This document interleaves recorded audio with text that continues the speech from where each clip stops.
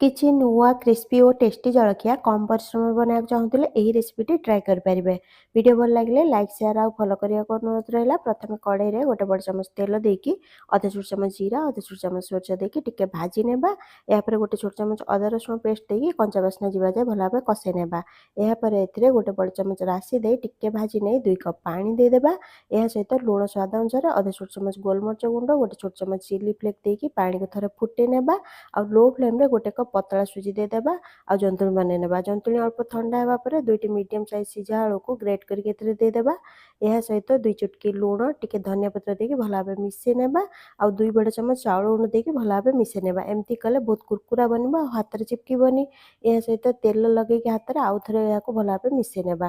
ଏହାପରେ ଚପିଂ ବୋର୍ଡରେ ତେଲ ଲଗେଇ ନେବା ଆଉ ଜନ୍ତୁଣିକୁ ଲମ୍ବା ଆକାରରେ ଏମିତି ରୋଲ୍ କରିକି ଛୋଟ ଛୋଟ କରିକି କାଟି ନେବା। ତେଲକୁ ହାଇ ଫ୍ଲେମ୍‌ରେ ଭଲ ଭାବେ ଥରଟେ ଗରମ କରିନେବା। ତାପରେ ଏହାକୁ ଏଥିରେ ଦେଇକି 1 ମିନିଟ୍ ହାଇ ଫ୍ଲେମ୍‌ରେ ରଖିବା।